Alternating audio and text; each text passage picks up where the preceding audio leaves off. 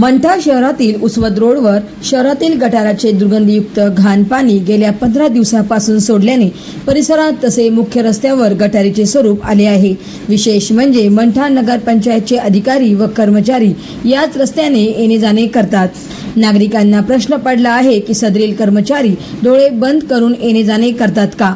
त्यांना सामान्य नागरिकांचे, शालेय विद्यार्थ्यांचे, स्थानिक दुकानदाराचे होणारे हाल दिसत नाही का? या भागातील रोडवर सोडलेल्या गटारीचे घाण पाण्याचे योग्य नियोजन न केल्याने ते घाण पाणी मुख्य रस्त्यावरून वाहत असल्याने परिसरात दुर्गंधी सुटली असून शाळेत जाणाऱ्या विद्यार्थ्यांचे, स्थानिक व्यापाऱ्यांचे व ग्रामीण भागातील येणाऱ्या नागरिकांचे हाल होत आहेत।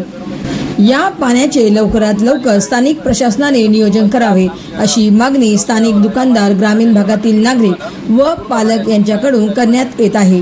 महाराष्ट्र वाईब न्यूज प्रतिनिधी गजानन माळकर, मंठा, जिल्हा जालना। याची कोणतीच विल्हेवाट लावलेली नाही। नगरपंचायतचे कर्मचारी यायलेत, पाहिलेत, पाहून चाललेत, काहीच करीन, ॲक्शन कोणी घेईना, ना नगरसेवक ना नगराध्यक्ष कोणीच।